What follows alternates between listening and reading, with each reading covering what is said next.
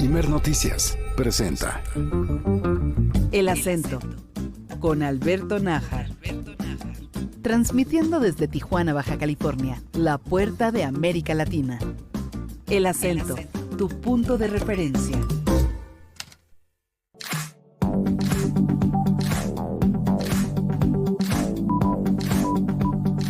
¿Cómo está usted? Muy buenas tardes.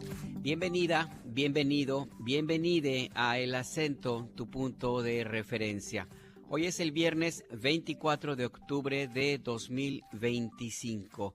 Estamos en nuestra transmisión especial desde Tijuana, Baja California. Es, de hecho, hoy, en este momento, nuestro último programa desde esta ciudad por el momento, porque vamos a regresar un poco más adelante. La cabina itinerante de Imer Noticias se va a trasladar por varios puntos de la República Mexicana para acercarnos a donde usted se encuentra y conocer de primera mano, de primera voz, cuáles son sus necesidades informativas, por supuesto, pero cómo ve el panorama, cómo se encuentra, qué es lo que se necesita dar a conocer a través de los micrófonos del Instituto Mexicano de la Radio. Nos encontramos en este momento en el Centro Cultural Tijuana, uno de los sitios culturales más importantes del norte, noroeste y noreste de nuestro país. Es una construcción pues que se hizo en los años 80,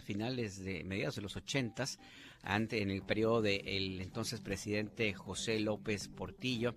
Se encuentra a unas calles de la línea del muro que separa Estados Unidos y México. Parte del propósito central de este centro cultural fue mostrar desde aquí, desde Tijuana, Baja California, de manera muy gráfica a los vecinos de Estados Unidos la capacidad de construcción de México en ese entonces, y fue también una forma de mandar el mensaje de que aquí no solamente era un centro, una ciudad de diversión, de esparcimiento, con todas las características que ya le hemos contado que había en la historia de esta ciudad, sino que es una ciudad electrizante, un centro urbano con una gran apuesta cultural, económica, política, social y también, por supuesto, de entretenimiento. Tijuana es mucho más de lo que en aquel momento se quiso etiquetar a nuestro país a partir de la imagen que algunos cuantos tenían de lo que sucedía en unas calles de esta emblemática ciudad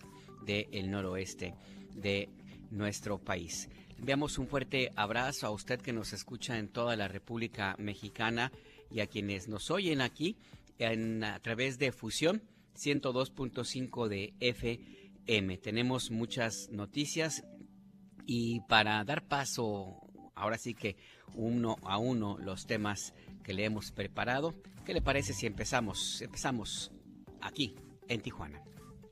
Imer Noticias concluye transmisión especial desde Tijuana. Así es. Hoy concluimos esta parte de las transmisiones especiales desde Tijuana, Baja California, y lo hacemos como ha sido a lo largo de esta semana, con información de los periódicos, de los medios locales, los portales, las agencias de noticias en Tijuana, Baja California. El diario El Imparcial, en su edición de esta ciudad, habla sobre el aumento de trabajadores lesionados en camiones que resultan lesionados mientras van a sus centros de trabajo en el transporte público o privado, y hay un número importante, 205 personas han resultado lesionadas, un número mayor a los 172 que se presentaron en el mismo periodo de 2024, de acuerdo con información del Instituto Mexicano del Seguro Social. El Sol de Tijuana dedica su noticia principal referente a Tijuana a la atención oncológica de infartos y diálisis en el IMSS y el IMSS Bienestar que pueden recibir quienes se encuentran en esta zona de la República Mexicana. Hay disposición de atención en materia de salud en estas clínicas del IMSS y el IMSS Bienestar en Tijuana, Baja California, particularmente en el Hospital General Zona Este. El diario Tijuana publica una información respecto a la capacitación de la Secretaría de Agua y de la Comisión Estatal del Agua en materia de la ley Dariela. Esto con el propósito de fortalecer la perspectiva de género y la sensibilización en el tratamiento que tienen diariamente este personal hacia el público y sus propias compañeras y compañeros de esta dependencia del gobierno estatal. Es una capacitación que da la Secretaría de la Mujer aquí en Baja California. El portal Punto Norte señala lo que sucede y que nosotros aquí desde el CECUT, del Centro Cultural Tijuana, lo tenemos muy presente. Y es que han cerrado las calles en los alrededores de la Glorieta de las Tijeras, que está afuerita aquí del lugar en donde estamos transmitiendo para usted. Es la Glorieta de las Tijeras. ¿Por qué hay este cierre vial? Usted nos escucha en Tijuana, Baja California, se ha dado cuenta, o si viene para acá, tome sus precauciones. Porque aquí en esta Glorieta de las Tijeras, que es en realidad su nombre se llama Glorieta Independencia, pero aquí se conoce como Glorieta Las Tijeras, va a ser esta noche, a partir de las 20 horas, a partir de las 8 de la noche, el concierto de Residente.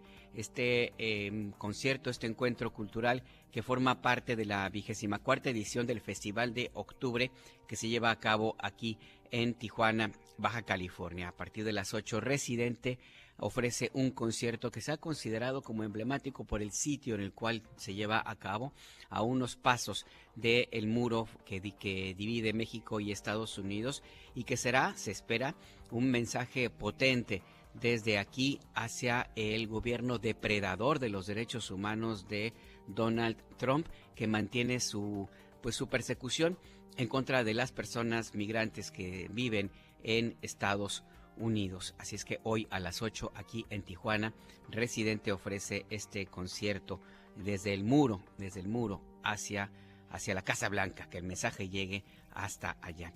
El periódico El Mexicano, habla sobre el Programa Federal de Vivienda para el Bienestar en Baja California, que va a iniciar el próximo año, según los datos que se han dado a conocer por parte de la Cámara Mexicana de la Industria de la Construcción. Y Agencia Fronteriza pues advierte que hay un incremento en el precio de algunos alimentos en Tijuana, Baja California, de un 3.27% a tasa anual por la inflación que se registra aquí en esta ciudad fronteriza. Estos datos están vinculados con el movimiento comercial que se lleva a cabo también en Estados Unidos, donde la situación no está para nada pues muy positiva en términos económicos, pues por toda la política comercial que ha seguido Donald Trump. Estamos hoy a 24 de octubre. Faltan exactamente 2 meses para que llegue la Nochebuena. Faltan 2 meses para que los estadounidenses se den cuenta de las consecuencias de haber avalado, de haber elegido a un gobierno como el de Donald Trump, que ha tomado, entre otras de sus determinaciones, una guerra comercial en contra de China, que es el mayor proveedor de artículos navideños de Estados Unidos.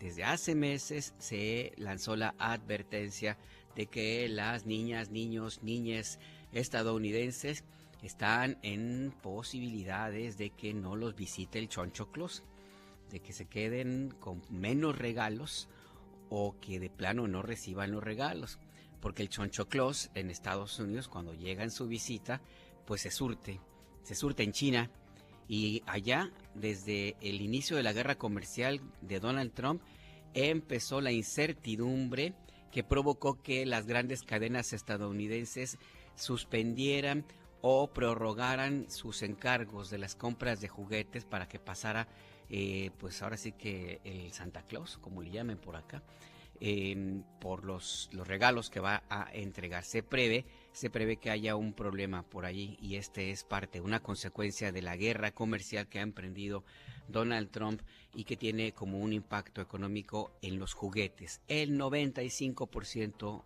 por lo menos el 90% de los juguetes que se regalan en Navidad en Estados Unidos, pues son de origen chino.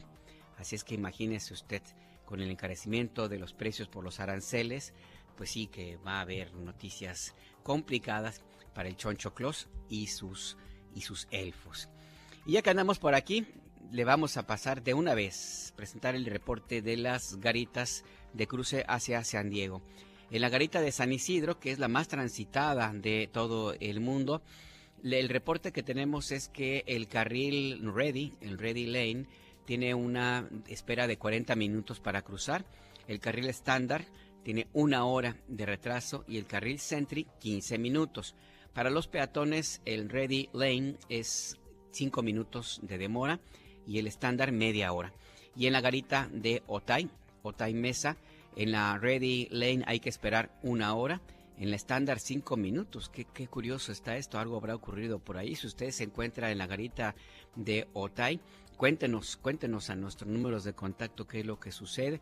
Y en el carril Sentry, la espera es de 20 minutos. En el caso de los peatones, para cruzar, el tiempo de espera es de media hora. Y en Caléxico, a donde también llega la señal de fusión 102.5 de FM, el carril el Ready Lane, tiene una espera de media hora, el estándar 40 minutos y por el carril Sentry 5 minutos.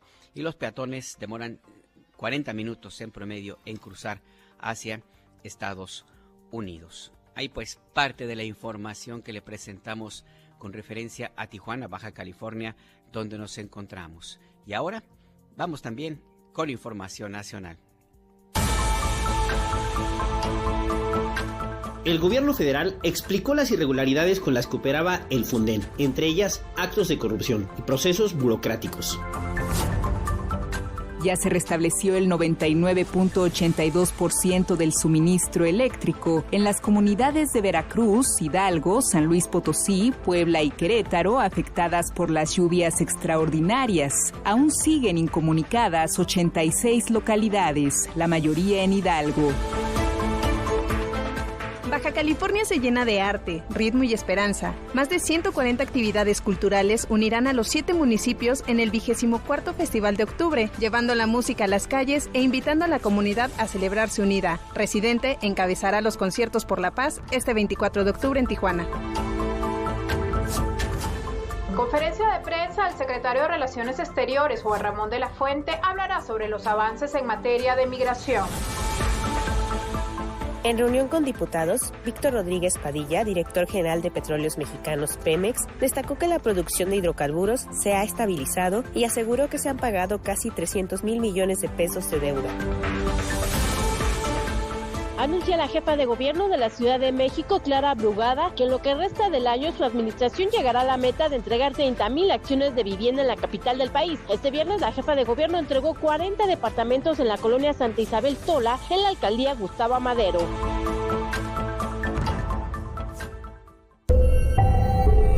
Imer Noticias presenta El acento con Alberto Nájar. Tu punto de referencia.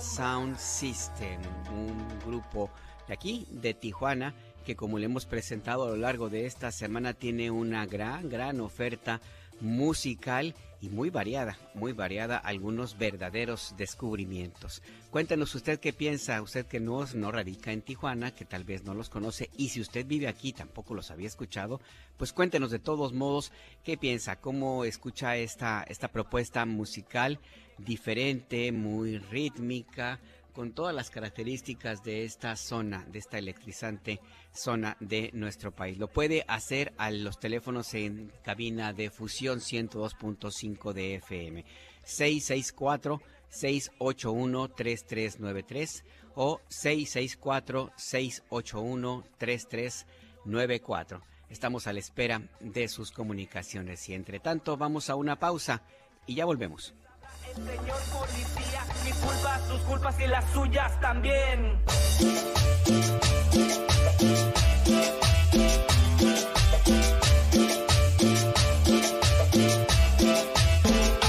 Y así seguiré adelante, alucinando que soy tu amante. Y así viviré apasionante. El objetivo va a ser cuidarte. Eres el que más me gusta pensar. Ustedes es lo que yo quiero soñar.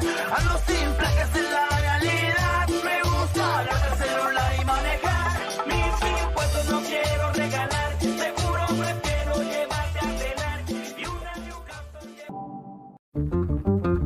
El acento. Desde Tijuana, Baja California. Continuamos. Curada. Curada. Adjetivo. Aquello que es asombroso, espectacular, grandioso, admirable o bonito. ¿Ya viste el nuevo carro de Fernanda? Está bien curada. Si tienes la fortuna de ser tijuanense por nacimiento o adopción, es casi un requisito conocer y usar en la vida cotidiana estas frases. Fusión 102.5 FM.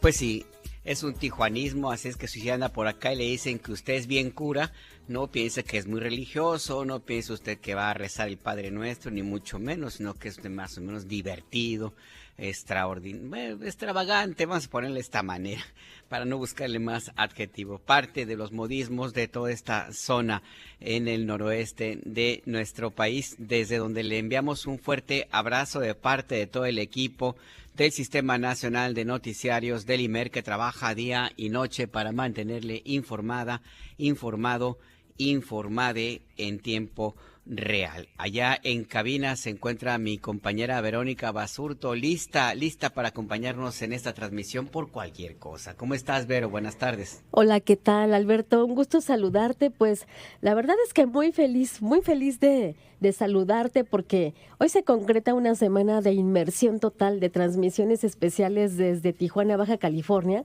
pues con tu espacio El Acento, tu punto de referencia, y también el de Adriana Estela Flores, Entre Líneas.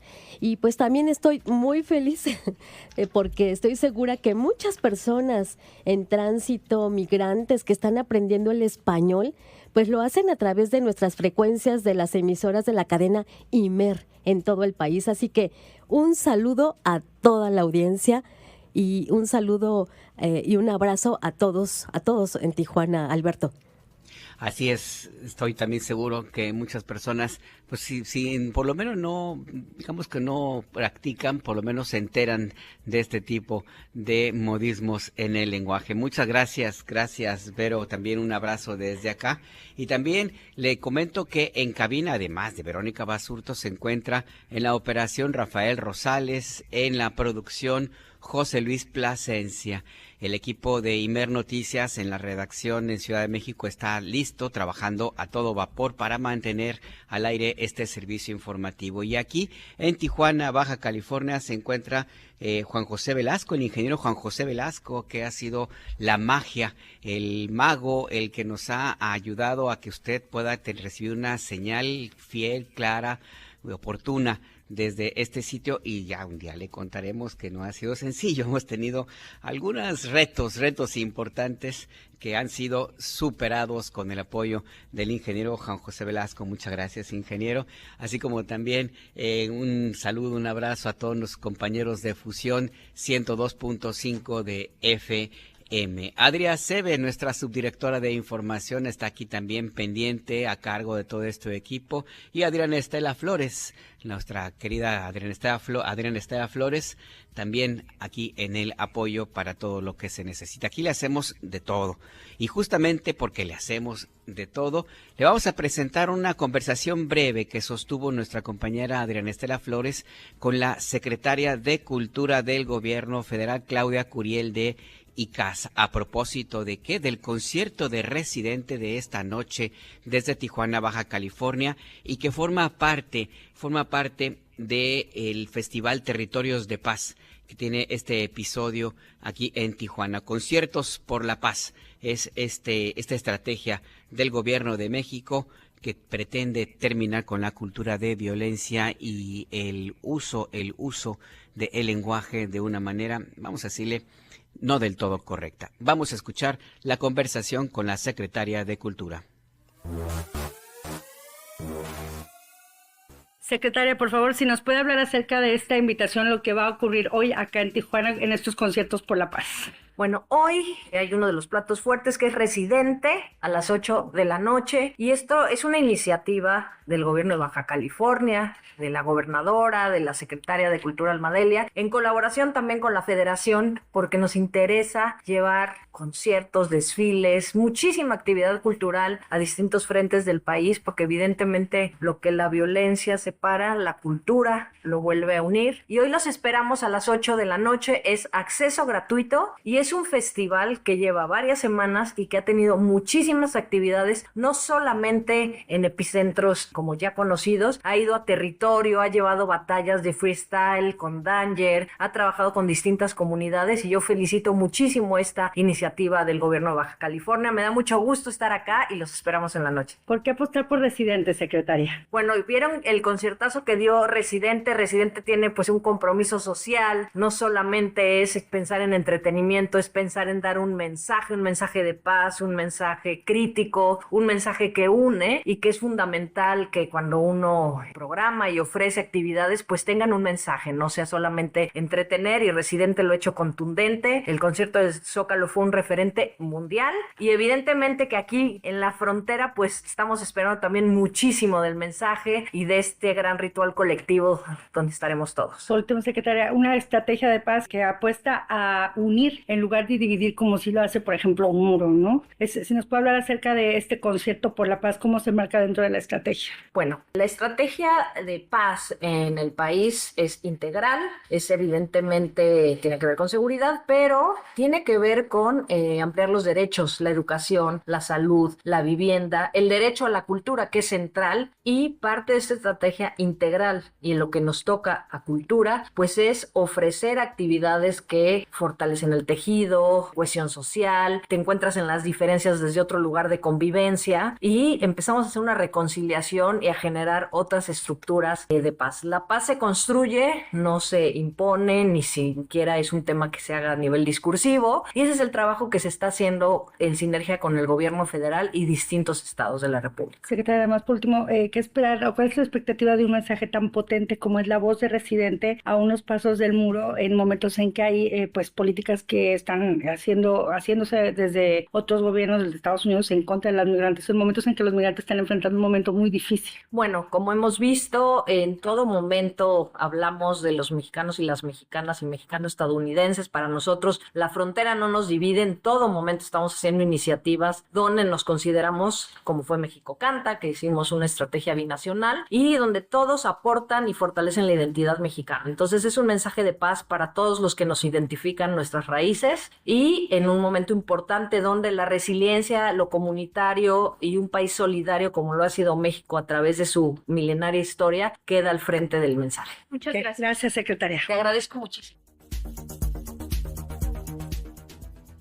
Es la secretaria de Cultura del Gobierno de México, Claudia Curiel de Icaza, con estos detalles sobre el concierto de esta noche desde Tijuana, Baja California, que forma parte de esta estrategia de conciertos por la paz del Gobierno de México. Alerta por crisis de agua en Tijuana.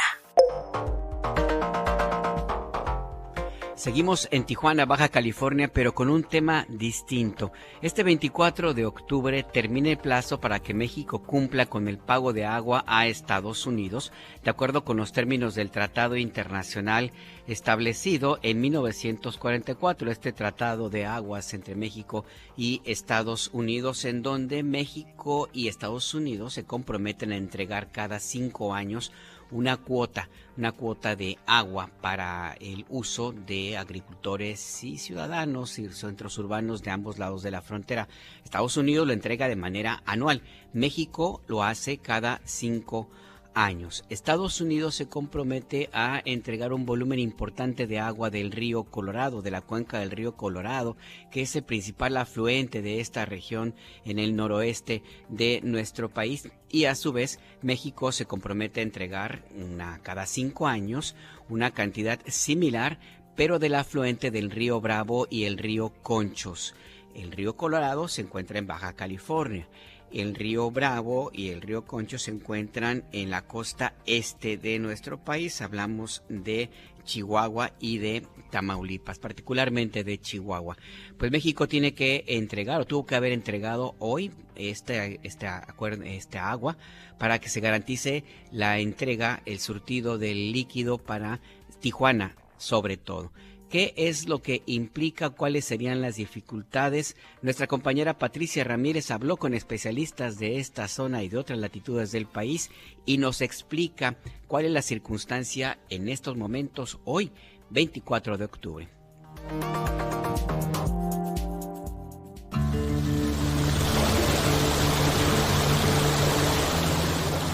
Los ríos no conocen de fronteras. Por la línea imaginaria que divide a México y Estados Unidos, corren el Bravo y el Colorado, donde el agua ha sido motivo de disputa desde hace más de un siglo. Para regular el reparto equitativo y evitar daños al sector agrícola, ambas naciones firmaron un tratado en 1944. Así quedó establecido que, cada 5 años, Estados Unidos debe entregar a México 1.850.000 litros de agua al año provenientes del río Colorado, mientras que México deberá enviar 2.185.000 litros del río Bravo.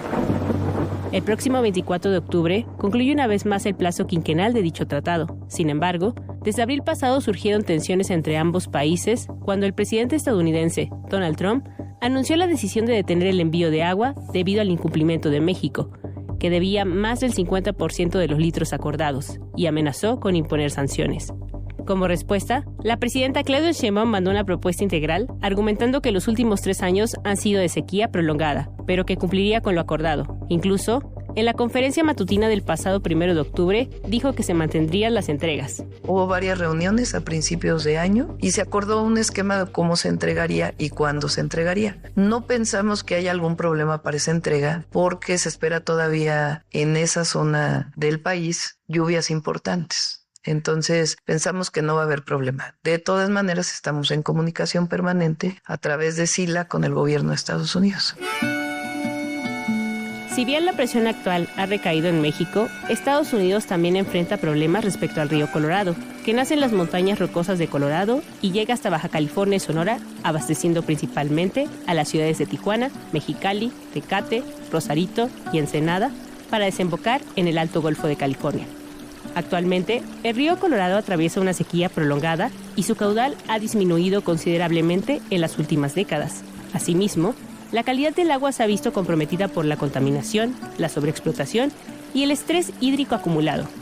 Como respuesta, México y Estados Unidos han generado actas complementarias al Tratado de Aguas de 1994, que funcionan como instrumentos de acuerdo entre ambos países con el propósito de ajustarse a la situación de estrés hídrico.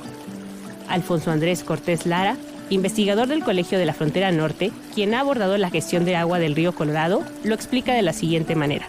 Ya se tienen al momento el Acta 319 que se firmó en el 2012 para cosas de conservación de agua con recursos financieros de Estados Unidos para esos fines. El Acta 323 que se firmó en el 2017 y que amplía las medidas o complementa las medidas de la anterior acta. Y el año pasado, en marzo del 24, se firmó el Acta 330, que es la última que se tiene para el caso del río Colorado, y donde se incorporan además de las medidas de contingencia, además de las medidas de reducciones obligatorias, otras medidas adicionales para complementar esas actas previas ya. Particularmente, el Acta 330, firmada el año pasado, disminuye la asignación anual de agua en México, además de plantear recortes internos en los estados de la Cuenca Baja de Estados Unidos. Los volúmenes de agua ahorrados no podrán ser utilizados hasta el 1 de enero de 2027. De acuerdo con el investigador Cortés, uno de los propósitos es mantener dichos volúmenes de agua en la presa Hoover, ubicada en Estados Unidos, ya que se está acercando a una línea crítica en donde podría afectar la producción de energía eléctrica que ocurre en esta presa para gran parte del suroeste del país vecino. En México, esta situación obliga a replantear cómo el sistema puede seguir sosteniendo el abastecimiento del agua, principalmente para Mexicali y Tijuana, que dependen en mayor parte del río Colorado, donde el sector más afectado es el agrícola, que ocupa entre el 75 y el 80% de lo recibido, de acuerdo con datos de la Comisión Estatal Ciudadana del Agua, perteneciente al Consejo Ciudadano Baja California. Mario Cepeda Jacobo, coordinador de la comisión, habla al respecto. Obviamente que la prioridad es las zonas urbanas, es satisfacer las necesidades humanas y en un momento dado, pues todas las demás actividades pasan a un segundo término, incluyendo la agrícola, ¿no? Pero ciertamente pues que sí afecta en lo general el que haya menos disponibilidad de agua en la entrega que hay del agua del río Colorado, ¿no? Cepeda propone la sustitución de cultivos para que el sector agrícola de Baja California se enfoque en aquellos que utilizan menos agua o que pueden ser susceptibles a tecnificación, mientras que en las zonas urbanas ve como una solución que se dé tratamiento adecuado al agua para inyectar nuevamente los mantos acuíferos. El investigador Cortés, del Colegio de la Frontera Norte, explica que el agua sí tiene tratamiento, pero el problema es que el aprovechamiento es mínimo. Además, menciona la importancia de invertir en la infraestructura hidráulica donde el agua potable se pierde por fugas. Aún bajo este contexto de estrés hídrico, aún bajo este contexto de sequía prolongada, hay alternativas adicionales a lo que ya se está haciendo a nivel o en el orden binacional a través de las actas. Creo que hay tarea pendiente. Hablé de una alternativa como una planta desalinizadora, por ejemplo. La planta desalinizadora de Rosarito es un proyecto impulsado por el gobierno que busca garantizar el suministro de agua potable en la zona costera de Baja California, especialmente en los municipios de Tijuana y Playas de Rosarito. La inversión ha sido controversial por la falta de una consulta ciudadana y los señalamientos por impactos ambientales como riesgo de salinización de ecosistemas marinos. Un ejemplo de que no toda solución técnica para el abastecimiento del agua puede mejorar la situación hídrica. Para Inver Noticias, Patricia Ramírez.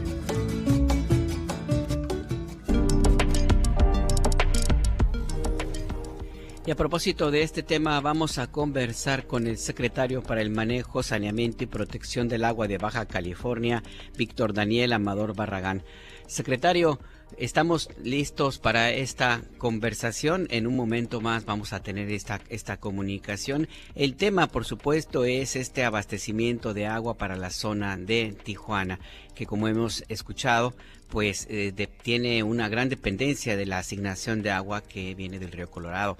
Hace unos meses, una de las primeras acciones que tomó el gobierno del presidente de Estados Unidos, Donald Trump, fue interrumpir esta asignación de agua con el argumento de que México no había logrado cumplir por completo con este acuerdo, este tratado de aguas entre México y Estados Unidos. A partir de ese momento inició una serie de negociaciones que concluyeron en un preacuerdo que tiene su vencimiento este 24 de octubre. Este empezó el 25 de octubre de 2020 y concluye el 24 de octubre de este año. Es decir, esta fecha, este día, tenía México que haber cumplido por completo con la entrega, la asignación de la cuota que cada 5 años le corresponde de el agua que se ha comprometido con Estados Unidos desde 1944.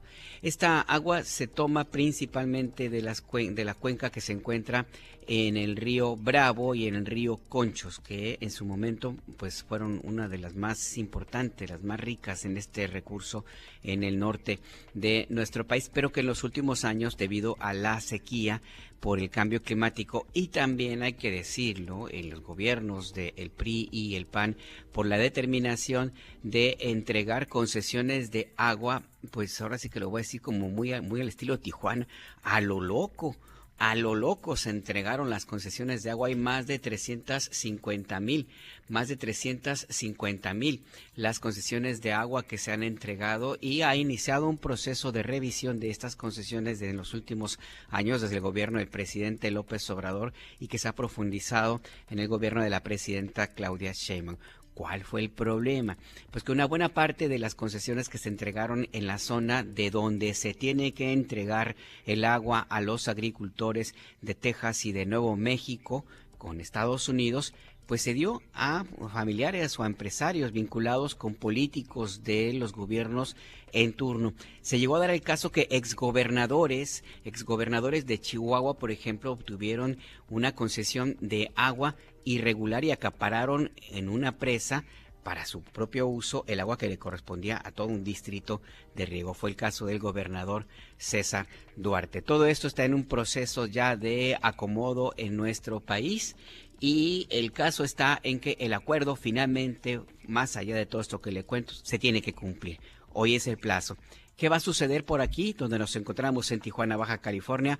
Ahora sí, conversamos con el secretario para el Manejo, Saneamiento y Protección del Agua, Víctor Daniel Amador Barragán. Secretario, buenas tardes. Gracias por este enlace. Le saluda Alberto Nájar. Buenas tardes, Alberto. ¿Cuál es la situación que se encuentra ahora mismo en toda esta zona de Baja California y particularmente en Tijuana ante estos acuerdos que empiezan a tener ya su fecha de vencimiento, secretario? A ver, primero habríamos que ver a qué acuerdos te refieres. Nosotros ahorita estamos trabajando aquí en Tijuana, tenemos algunas situaciones de estrés hídrico, sí, pero en particular, ¿a qué acuerdo te refieres? Es decir, ¿habría algún problema de abastecimiento del agua aquí en Tijuana? Pero sí, en Tijuana tenemos, que es en la zona costa, tenemos prácticamente agotados los derechos que se tienen asignados, y hemos estado recurriendo a cesión parcial de derechos con los que hemos estado atendiendo la demanda actual de Tijuana, pero es algo que hemos estado trabajando hasta ahorita con algunas algunos convenios que se han tenido para transferencia parcial de derechos. Esta transferencia parcial de derechos se dirige hacia quién. ¿De dónde se obtendría el agua para Tijuana, secretario?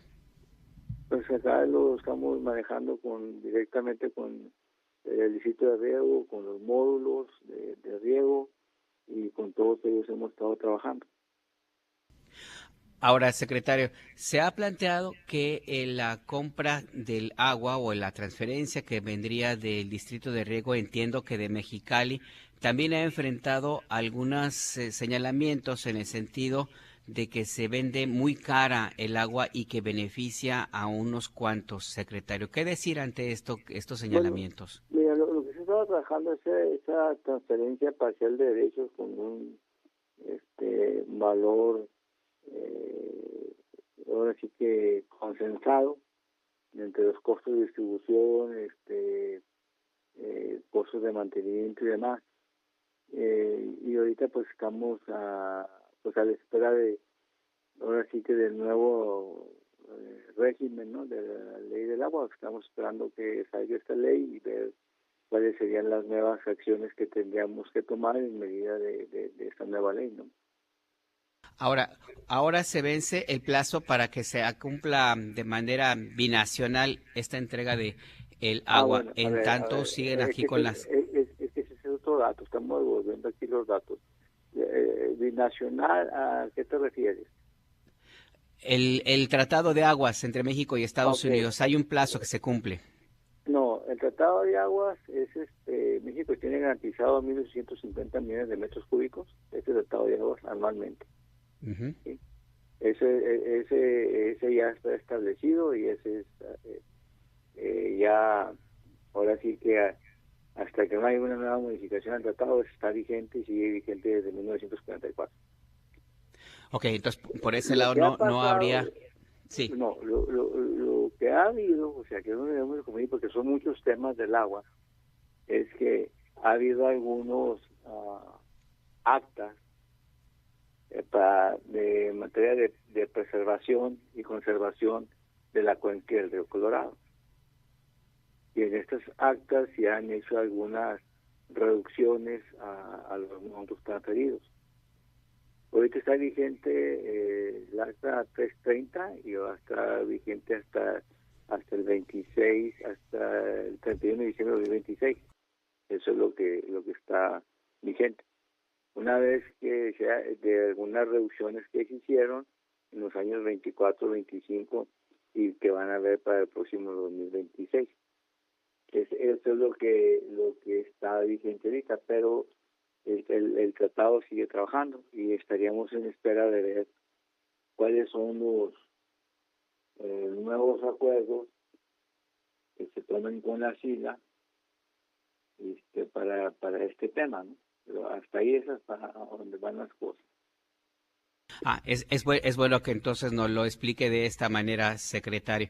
Mi última pregunta es, una alternativa que se ha planteado para dar una solución, digamos, definitiva a esta recurrente circunstancia de dificultades con el agua, es la planta desalinizadora. ¿Cómo va este proceso, secretario? Bueno, mira, en efecto estamos en un estrés hídrico y este proceso de la planta desalinizadora es para abastecer de agua toda la zona costa de Baja California, que viene siendo las ciudades de Tijuana, Rosarito y parcial de Ensenada. Se está planteando la obra desaladora de 2.2 metros cúbicos por segundo. Esta desaladora va a ser un proyecto prioritario de nuestra presidenta de la República y va a ser desarrollado, ejecutado por Conagua y posteriormente transferido al Estado de Baja California para su operación. ¿Y hay alguna fecha para eso, secretario? Ya iniciaron con el proceso de licitación, la Conagua, está ahorita el proceso abierto y se espera que en el próximo mes de junio se dé ya el fallo y la asignación del contrato. ¿Cuánto tiempo tardaría en construirse y en operar esta planta? Nosotros, según los tiempos que tenemos, serían cerca de 2 a 3 años. No hay, es lo que tenemos de manera general. No, ahorita está en proceso de licitación, desconocemos el proyecto total, pero estaríamos pensando en ese plazo, entre 2 o 3 años, y nosotros estaríamos trabajando con las obras complementarias de distribución, de macro distribución del agua, o sea, se hace la desaladora y nosotros ya ahorita estamos trabajando con el diseño de cómo haríamos la distribución de esas aguas que genera la desaladora. ¿Y esta planta cuánto tiempo tendría, digamos, de funcionamiento óptimo para evitar problemas como los que ahora se viven, secretario? Mira, según la especie que tenemos ahorita, pues normalmente esa planta tiene un plazo óptimo de 30 a 40 años, es lo que se estaría trabajando, pero pues tenemos que seguir viéndolas y dar el mantenimiento adecuado para que se prolongue la vida de la planta y en su momento, si se requiere, ampliarse, ¿no? En el que va a estar en función de la demanda. Si va creciendo la ciudad, si va creciendo la demanda, pues habría en un momento ya 30 o 40 años a lo mejor ampliarlo. Pues sí, eso sí también es un poquito difícil de controlar. Secretario Víctor Daniel Amador Barragán, gracias por esta conversación con la audiencia de Imer Noticias en la República Mexicana. Gracias, buen día. Que tenga buen día. Es el secretario para el Manejo, Saneamiento y Protección del Agua de Baja California. Y pues sí, está este acuerdo que está en funciones, hay un reconocimiento de un estrés hídrico, se agotó la cuota que se iba a entregar del río Colorado para Tijuana, está en la búsqueda de alternativas, una de ellas es la que ya se ha estado manejando hace tiempo, que es comprar el agua a el distrito de Irrego de Mexicali, con todos los señalamientos que ha habido sobre el precio al cual se vende el metro cúbico de agua. Hay algunos que hablan de hasta 13 pesos por metro cúbico y hablamos de más de 80 millones de metros cúbicos según se ha publicado en algunos medios aquí en Tijuana, Baja California. Y esta alternativa que ha planteado el gobierno de México, el gobierno de la presidenta Claudia Sheinbaum, pues se construye esta planta para desalinizar el agua y tener garantizado el abastecimiento de este recurso por lo menos durante 30 años. En 2 años tendría ya que estar en operación esta planta. Es parte de la información de lo que se refiere a el tema de el agua. Es curioso porque la cuenca del río Colorado es una de las más caudalosas de toda esta región de México. De hecho, en algún momento pues se llegó a plantear que tenía demasiada agua, pero en los últimos años, por el cambio climático, hubo un serio problema en esta misma cuenca. Ya este río que se alimenta del deshielo de las montañas rocallosas en toda la costa oeste de Estados Unidos, pues tuvo problemas y no llegó al mismo nivel de agua que solía tener, de tal modo que en algún punto en la presa Hoover, que es la que está en Estados Unidos, que es como el principal embalse y que pues es todo un centro turístico, llegó a tener problemas, llegó a niveles históricos en su descenso y esto alarmó al gobierno estadounidense. Bueno, llegaron al extremo en algún momento de racionar el agua para Los Ángeles, por ejemplo. Le pedían a la gente que ya no le llenara sus albercas. Hubo quien llegó a plantear que tendría que haber hasta un racionamiento en el momento de tomar los baños, o sea, el baño, el aseo, pues, o sea, bañarse, de hacerlo más rápido de una forma muy, muy diferente. A ese nivel llegó la situación de escasez de agua en toda esta zona y lo que en algún momento parecía muy difícil que fuera a ocurrir, que escaseara el agua en el río Colorado, ocurrió. Y ahora nos encontramos ante los saldos, las consecuencias de esa crisis que llegó a afectar en su momento a toda esta región. Le digo, hasta llegaron a recomendar no se bañen tanto. Esa fue, digamos, la interpretación. En realidad lo que pedían era que no se tardara media hora en cada baño. Pero ya ve usted como, ahora sí como dicen por acá, arrasa. Bueno, eso más bien es de Monterrey. Ahorita lo averiguamos. Entre tanto, tenemos más información también vinculada con el agua, pero en otras latitudes. Y vamos al Estado de México, donde también han enfrentado un problema de escasez de agua. Pero ¿sabe también por qué? Por el tráfico de agua, por las bandas que se dedican a explotar de manera irregular los pozos de agua y abastecen las pipas con las cuales se surte el agua a sitios que tradicionalmente han tenido problemas para el abastecimiento de este servicio, de este recurso, como Ecatepec, como Chimalhuacán, como el Nezahualcóyotl, en toda aquella zona. La Secretaría de Seguridad, la Fiscalía de Justicia del Estado de México y las Fuerzas Federales de Seguridad, las Fuerzas Armadas, desplegaron desde la madrugada de este viernes un operativo simultáneo en 48 municipios del Estado de México para combatir este tráfico ilícito de agua potable. En un comunicado, la Fiscalía del Estado de México informó que se intervinieron más de 190 pozos y tomas de agua clandestinas ilegales vinculadas con la extracción, sobreexplotación, distribución y venta ilícita de agua. En esta operación, que se llevó a cabo con base en investigaciones de la Agencia Criminal de Investigación, de la Fiscalía General de la República, la Fiscalía General de Justicia del Estado de México, pues se hizo este operativo para terminar con esta cadena de extracción ilegal de agua y de venta de las pipas de agua. Llegan a venderse hasta en 5,000 pesos cada una de estas pipas y en algunos lugares ocupan a veces hasta 2 pipas de agua. Hablamos de edificios por semana. Y al final del día el tema es lo que sucede a nivel nacional en este tema. El agua es un bien escaso, pero bien distribuido no tendría por qué representar mayor dificultad. El tema es que unos cuantos acaparan una cantidad importante de este recurso. En este caso hablamos de una red de extracción de agua de los pozos en el Estado de México. pero no son los únicos. No hay que olvidar que el gobierno de Vicente Fox Quesada y el periodo en que usurpó la presidencia de la República Felipe del Sagrado Corazón de Jesús Calderón Hinojosa se asignaron miles de concesiones de agua para los amigos cercanos, políticos de los gobiernos en turno. Algo parecido a lo que sucedió con la minería. Este personaje, Calderón Hinojosa, concesionó más del 60% del territorio nacional a las empresas mineras. Hay comunidades que no saben que ya no son dueñas de su tierra, sino que la propiedad le pertenece a las minas, puesto que de una manera ilegal este sujeto Calderón Hinojosa los despojó de sus tierras y se las entregó a compañías mineras. Así la situación, así fueron algunos temas vinculados con la corrupción, pero no son los únicos, como escuchamos a continuación.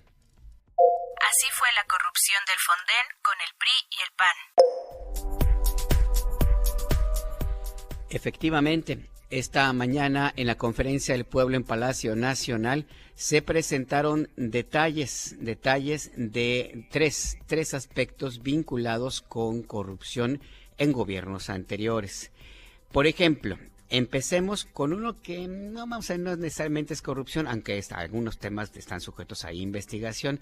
Se refieren a irregularidades. Es un tema que causó polémica, escándalo y llegó incluso a niveles internacionales ante la idea que se quiso sembrar de que el gobierno de México combate la transparencia y pretendía ocultar información, algo que no es real. La secretaria Anticorrupción y Buen Gobierno, Raquel Buenrostro, presentó detalles de cómo fue el proceso de transferencia de la Plataforma Nacional de Transparencia administrada por el INAI, el Instituto Nacional de Acceso a la Información, y que entre otros temas se encontraron actos que pueden parecer sabotajes ante la decisión de cancelar contraseñas, de cerrar la puerta de entrada a los sistemas informáticos que contienen las bases de datos de transparencia, y también a expedientes incompletos, expedientes extraviados y algunos que definitivamente se perdieron ya para siempre. Nuestro compañero Abia Vargas estuvo allí presente en esta conferencia de prensa y nos presenta esta parte de la información vinculada al INAI. Abia, cuéntanos, buenas tardes. Muy buenas tardes, Alberto, a ti al auditorio de INAR Noticias. Pues efectivamente muchas cosas raras, muchos faltantes de información en esta transición. Pues la secretaria Anticorrupción y Buen Gobierno, Raquel Buenrostro Sánchez, pues informó que la Plataforma Nacional de Transparencia y Micrositios del extinto Instituto Nacional de Transparencia, Acceso a la Información y Protección de Datos Personales, pues operaban obsoletos, con deterioros tecnológicos, riesgos de seguridad y vacíos administrativos. La funcionaria explicó que pues durante esta transferencia de información incluyó la incorporación de un validador criptográfico para los archivos, esto pues con el objetivo de garantizar la integridad y la autenticidad de esta información. Y pues con esto los sitios que operaban bajo los dominios .org deberán ya de migrar a las plataformas .gov.mx, esto pues para estar en la misma sintonía con el resto de los portales del sector público. Esto pues como parte de la sustitución del INAI hacia la Secretaría Anticorrupción y Buen Gobierno. La secretaria Raquel Buenrostro pues explicó que en el diagnóstico de los micrositios pues reveló vulnerabilidades muy críticas, y el hallazgo de los sitios comprometidos como el portal de registro de esquemas INAI, que llegó a exhibir incluso artículos a la venta, y lo que evidencia pues la falta de controles y la exposición a incidentes de seguridad informática, además de que pues reveló que tenía virus troyanos. Además informó que el estado de la infraestructura tecnológica con la que operaba pues INAI pues estaba deteriorada y carente de mantenimiento, ya que los servidores físicos estaban en mal estado y los equipos de virtualización eran de baja capacidad y no tenían mantenimiento, además de que pues los software y plataformas con los que operaban pues ya eran obsoletos, con versiones incluso, Alberto, de 2003, algo que pues totalmente ya era obsoleto para esto, y sobre todo de cómo va avanzando la tecnología hoy en día. Y como bien lo adelantaste, pues destacó información faltante durante esta transición, ya que incluso que ya ha motivado un proceso de deslinde de responsabilidades ante el órgano interno de control, y pues entre los pendientes, los expedientes que figuran como faltantes, pues hay expedientes originales, proyectos de acta del Sistema Nacional de Transparencia que pues no están, y manuales de procedimiento de actividades en la Plataforma Nacional de Transparencia que ya están en un proceso administrativo ante el órgano interno de control, precisamente por esta faltante de expedientes originales que pues son muy importantes para esta actividad de transparencia para la información pública. Alberto, esa es la información. La información, entonces, entiendo, Abie, que también se presentaron detalles sobre la corrupción que prevaleció en el Fondo de Desastres Naturales en los sexenios de Fox, Calderón y Peña Nieto. Cuéntanos. Así es, y algo muy importante que se ha venido también hablando, pues la secretaria Anticorrupción y Buen Gobierno, Raquel Buenrostro, explicó esta manera burocrática y de corrupción con la que operaba el Fondo de Desastres Naturales, en la cual más bien fue eliminada en el gobierno del expresidente Andrés Manuel López Obrador, precisamente por estos temas. La secretaria Anticorrupción pues explicó que además de esta forma de operar que retrasaba totalmente la entrega de apoyos, pues no se garantizaba una respuesta rápida ante emergencias, ya que tardaban casi 2 meses en ejercer el recurso, es decir, 42 días, y eran totalmente hábiles, es decir, no trabajaban en días inhábiles a pesar de la emergencia, y no había transparencia en la entrega del recurso. Además indicó que para su liberación del recurso los gobiernos estatales debían dar el 50% para que el otro 50% fuera cubierto por la Federación. Escuchemos a la secretaria Anticorrupción y Buen Gobierno.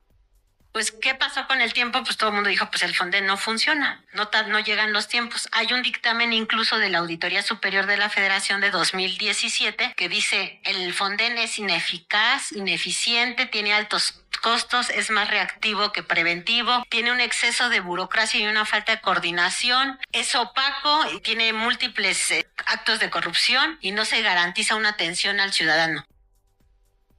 Además, pues detalló que en 2018, en pleno año electoral, se destinaron de manera atípica 59,606 millones de pesos y se declararon 46 de 57 declaratorias extraordinarias por olas de calor que concentraron 427 millones de pesos. Alberto detalló que cada que se hizo uso del Fonden, además había faltantes de millones y millones de pesos. Escuchemos a la secretaria Anticorrupción.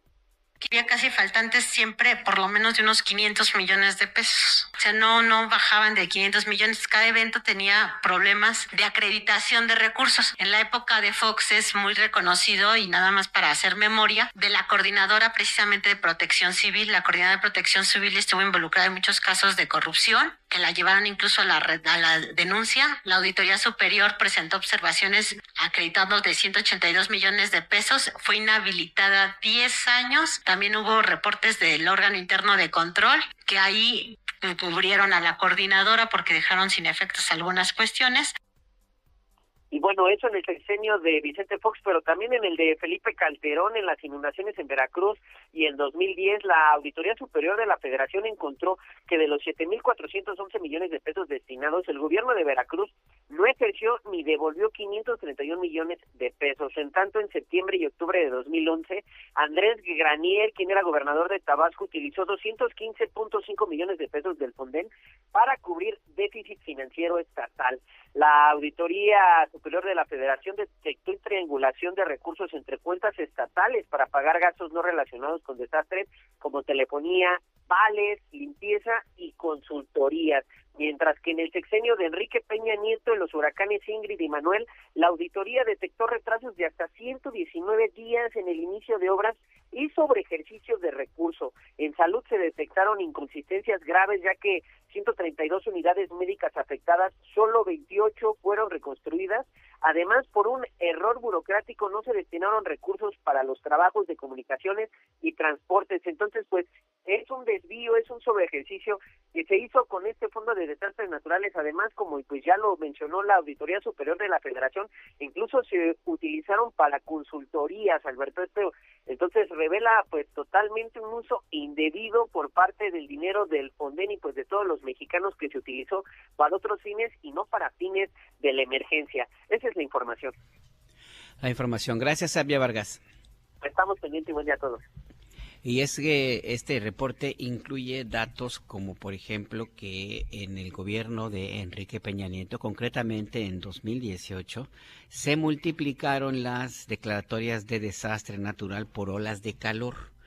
Solo que estas declaratorias de desastre coincidieron con la campaña electoral de ese año. Recuerda usted que ese año se eligió a el sucesor de Peña Nieto, que fue el presidente Andrés Manuel López Obrador, y había una repetición de la campaña negra de 2006, donde pretendieron volver a sabotear la candidatura de López Obrador, sin éxito esta vez, aunque invirtieron una cantidad enorme de recursos, muy parecido a lo que sucedió en 2012, cuando fue elegido Peña Nieto como presidente de México. Usted recuerda el escándalo de las tarjetas Monex, por ejemplo, las compras enormes, multitudinarias de votos en aquel año. Se quiso aplicar lo mismo, solo que a través de las declaratorias de emergencia de la Secretaría de Gobernación, para utilizar esos recursos. Todo hace indicar para fines que no tenían que ver con las declaratorias, con la circunstancia real de emergencia, porque en realidad no hubo tantas olas de calor, y se habla de unas irregularidades importantes, según nos informó nuestro compañero Abia Vargas, y también como se presentó en la Mañanera del Pueblo. Pero no fue el único. Vicente Fox también presentó irregularidades que se dieron a conocer esta mañana. Se reportaron compras a sobreprecio de hasta 375% en medicamentos y material de curación. Este sujeto, Calderón Hinojosa, también tuvo irregularidades con el caso de inundaciones en Veracruz, en Tabasco también, las inundaciones que se presentaron en aquella época por una determinación que tomó Calderón Hinojosa de favorecer a las empresas eléctricas españolas, de las cuales él luego fue empleado cuando terminó su periodo de usurpación. Y que por la decisión de favorecer a estas empresas, pues se inundó prácticamente todo Tabasco. Y Enrique Peña Nieto, con las emergencias de los huracanes Ingrid y Manuel, que azotaron a Guerrero, los fenómenos meteorológicos, la tormenta tropical Manuel inundó a Acapulco, y los sismos de septiembre de 2017. En estas emergencias se invirtió una cantidad importante de recursos donde no hubo una total comprobación, según datos de la Auditoría Superior de la Federación. Eso es lo que ocurría con el Fonden, este fondo de desastres naturales que algunos reclaman que debe regresar, que exigen en que se restablezca, y que argumentan de una manera falsa que por la ausencia del Fonden no se atienden las emergencias meteorológicas, lo cual es totalmente falso, como escuchamos a continuación. Restablecen servicio eléctrico tras emergencia por lluvias. El servicio eléctrico se ha restablecido en 202 de las 288 comunidades afectadas por las lluvias en Puebla, San Luis Potosí, Querétaro, Hidalgo y Veracruz, según informó el secretario de Infraestructura, Comunicaciones y Transportes, Jesús Esteva. Este restablecimiento es de la comunicación carretera. El servicio eléctrico está ya prácticamente restablecido un 99%. Es una información que le presentaré en un segundo. En Palacio Nacional, en la Mañanera del Pueblo, se presentaron avances en la atención a la emergencia en estos 5 estados afectados por las lluvias importantes de hace un par de semanas en el Golfo de México. Vamos a escuchar al secretario de Comunicaciones. Al día de hoy se encuentran ya comunicadas 202 comunidades de 288 tenemos de inicio. 124 en Hidalgo, 29 en Puebla, Querétaro y San Luis Potosí ya están, como informamos hace unos días, totalmente comunicadas, y Veracruz solamente traemos 28 de 51. Ayer se conectaron 4 en Hidalgo y 1 en Veracruz. En cuanto a restablecimiento del servicio de energía eléctrica, como ven, ya solamente restan 566 por atender en el estado de Hidalgo. Puebla, Querétaro, San Luis Potosí y Veracruz están totalmente conectados, cuentan con energía eléctrica. En el caso de las escuelas afectadas, estamos hablando de que se han atendido 1.206 de 1.394. Esto equivale al 86% del total de escuelas. En cuanto a viviendas censadas, se llevan 92.024 y El total de apoyos entregados son 36,358. Con esto equivale al 40% de los apoyos. En cuanto a despensas entregadas, van 342,672. El día de ayer se entregaron 27,547. Y finalmente, vacunas, traemos 333,811 aplicadas. El día de ayer se aplicaron 81,700 vacunas. Y el personal atendiendo a la emergencia son 53,215 compañeras y compañeros que son parte de los gobiernos de los estados, SEDENA, SEMAR, SICT, Bienestar, Sector Salud, CONAGUA y CFE. Por su lado, la directora de la Comisión Federal de Electricidad, Emilia Calleja, informó que ya prácticamente el servicio eléctrico, como le había comentado, está pues listo. Escuchemos. Hemos llegado ya a restablecer el 99.82%. Lo que implica que el día de ayer a las 4 de la tarde teníamos ya restablecido al 100% el estado de Veracruz y continuamos trabajando en el estado de Hidalgo, donde tenemos pendientes 466 usuarios. Haciendo un recuento, el pasado 11 de octubre San Luis Potosí quedó restablecido al 100%, el 16 de octubre Querétaro, el 21 de octubre Puebla y en el estado de Veracruz llegamos al 100% el día de ayer. A su vez, el secretario de la Defensa, Ricardo Trevilla, dijo que habrá una redefinición del despliegue de las Fuerzas Armadas para enfocarse en las comunidades donde se requiere más apoyo, como en Hidalgo. Escuchemos.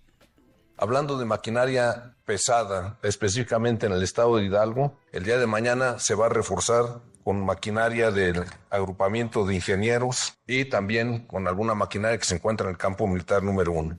En relación a la repartición de despensas, el día de ayer finalizó la repartición o la distribución de despensas de emergencia en los estados de San Luis Potosí, Querétaro, Veracruz y Puebla y dio inicio a la distribución de despensas basadas en los censos que han realizado los servidores de la nación en esos 4 estados. El estado de Hidalgo está pendiente por la situación que está viviendo, todavía hay muchas comunidades incomunicadas, sin embargo se estima que la próxima semana ya estaremos repartiendo esas despensas en base a los censos. El gobernador de Puebla, Alejandro Armenta, confirmó que son 22 las personas que han muerto por las lluvias en el estado, hay 2 no localizadas. El número de personas fallecidas fueron hasta este momento 22 y nos faltan 2 solamente, 2 no localizadas. Un niño de 6 años, Tadeo González, que usted visitó esa zona, Nuevo Monterrey, en Huauchinango, a las familias, es el único niño que nos falta, y un señor de Tetela de Ocampo, Pedro Segura. Ahí pues la información de Puebla. Y en el caso de Veracruz, la gobernadora informó que quedan ya solamente 23 localidades sin comunicación. Hay solamente una cabecera municipal incomunicada, Ilamatlán, y de ella hay 23 comunidades incomunicados, como lo dijo el secretario Esteva, y se está trabajando con máquinas. Se trabaja en limpieza muy fuerte en el área urbana, como es Poza Rica, Álamo, Tempoal y, por supuesto, El Higo. En Poza Rica se lleva un 83% de avance, en Álamo un 80%. Por su lado, la presidenta Claudia Sheinbaum recordó cómo será la entrega de los apoyos económicos a los damnificados y adelantó que será necesaria la reubicación de algunas colonias, algunos asentamientos humanos que se encuentran en zonas de riesgo. Escuchemos. Son varios apoyos. El primer apoyo es de 20,000 pesos y se le da a todas las familias afectadas. Después los apoyos van a ser de acuerdo con el censo. En el censo viene muy claramente si fue menor la afectación, mayor, o la casa incluso hay pérdida total. En el caso de afectaciones menores son 25,000 pesos más y afectaciones mayores 70,000 pesos más. Después de esto entra la Comisión Nacional de Vivienda. Una vez que hay una revisión de bienestar de las viviendas que fueron pérdida total, entra la Comisión Nacional de Vivienda. Ahora incluso a los responsables, el día de ayer pedimos que ya se empiece a hacer una revisión de las zonas que tienen que reubicarse. Y los recursos que tenemos destinados para el programa de vivienda para el bienestar, en una parte estarían destinados para la reubicación de las personas. Ahí pues el reporte más reciente, el informe más reciente sobre la estrategia de apoyo a las personas y comunidades damnificadas por las lluvias en 5 estados de la República Mexicana: Veracruz, Puebla, Querétaro, San Luis Potosí e Hidalgo. Ahí este reporte, seguramente de fin de semana, al ritmo que va, por ejemplo, el servicio eléctrico quedará restablecido al 100%. El próximo lunes le tendremos todos los detalles, pero antes usted también los puede consultar en nuestras páginas en internet, noticias.imer.mx. Ahí tiene toda nuestra información, así como nuestras redes sociodigitales, Imer Noticias, Imer Noticias en Facebook e Instagram, y @Imer_Noticias en Threads y en Hilos. Antes de hacer una pausa, vamos a hacer un enlace con nuestra compañera Adriana Estela Flores, que anda ya anda bien contenta. Ella ya apartó su lugar, ya está ahí en primera fila, ya muy lista, ya con su banquito seguramente, y ahí a la espera de que llegue el residente con sus acompañantes para que nadie le quite el lugar. ¿Ya estás lista, Adriana Estela Flores? Cuéntanos, buenas tardes.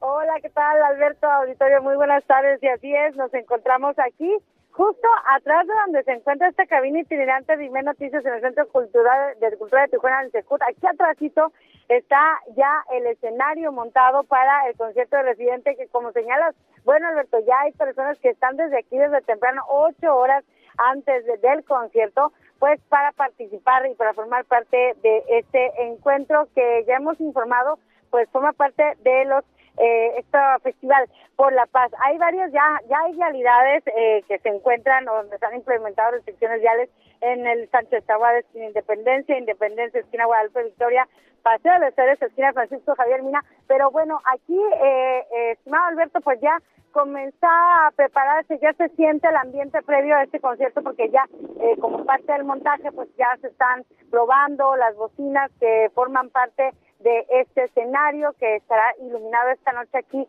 al pie del monumento a las tijeras, así se conoce el monumento a México como el monumento a las tijeras o el monumento a la libertad de expresión. Es un punto también clave para las movilizaciones, y desde acá ya empezaron a llegar, como dices, personas que ya están apartando su lugar aquí en la banqueta frente al escenario, están sentadas, pues apostando, ya apartando lugar para quienes vendrán en las próximas horas y formar parte de este concierto gratuito.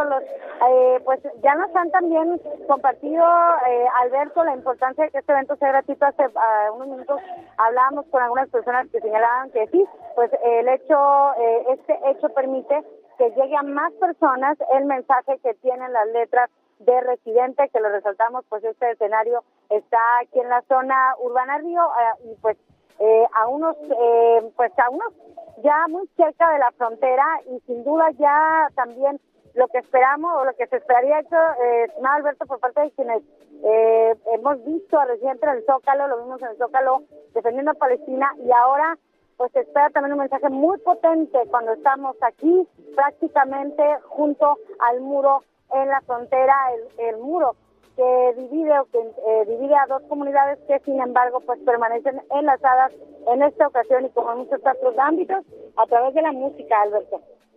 A través de la música, que ya solamente faltan unas cuantas horas para que empiece en las afueras del Centro Cultural Tijuana, donde se encuentra esta cabina itinerante de Imer Noticias. Pues Adriana Estela, gracias por este enlace aquí muy cerquita, y ya ahí te encargamos, Adria, y el ingeniero Juan José, y aquí tu servilleta, que nos apartes también un lugar ahí cerquita de Residente.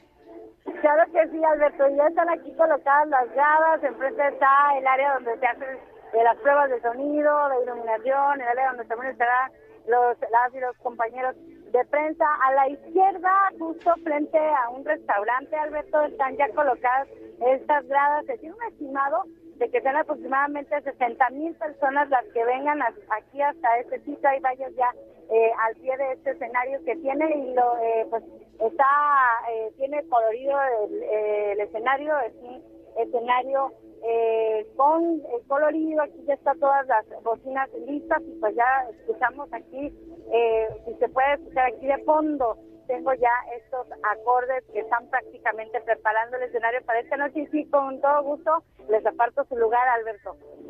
Perfecto, ahí estaremos pendientes. Gracias, Adriana Estela Flores. Hasta luego. Hasta luego. Y lo más importante es que no nos van a cobrar por apartar el sitio. Bueno, vamos a hacer una pausa. Como usted escucha, ya estamos prácticamente al inicio del fin de semana. Pues aquí estamos en el Centro Cultural Tijuana. Aquí podemos decretar el inicio del fin de semana dentro de 40 minutos, si usted no lo permite, que sean las 2 de la tarde, tiempo de Tijuana, las 3 de la tarde, tiempo del centro de México. Así es que ya muy cerca el fin de semana. Y para empezar a ambientarnos, ya para entrar en calor de este viernes, escuchamos Roja de Madame Ur y sus hombres.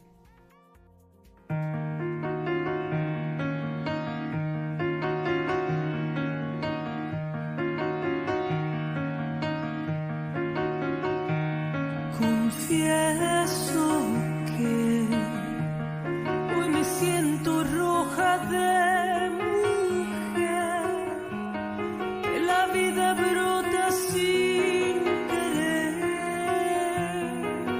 que me duele el mundo, ¿qué voy a hacer?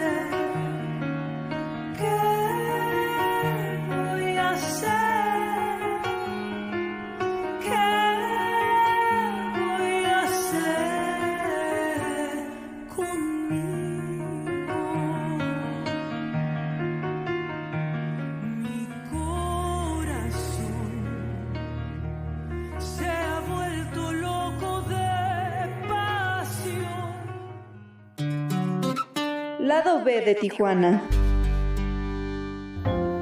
Según datos de la Secretaría de Turismo de México, Tijuana es el segundo destino mundial en visitas médicas para todo tipo de procedimientos como la cirugía plástica, la oftalmología, el cuidado bucal y el control de peso. Para Imer Noticias, Jessica Hernández. Estás escuchando El Acento. Desde Tijuana, Baja California. En un momento regresamos. Rebu. Sustantivo concreto. Ubicación geográfica que refiere a la avenida Revolución, en el centro de la ciudad. Vamos a la Rebu a dar una vuelta a ver qué hacemos. Si tienes la fortuna de ser tijuanense por nacimiento o adopción, es casi un requisito conocer y usar en la vida cotidiana estas frases. Fusión 102.5 FM.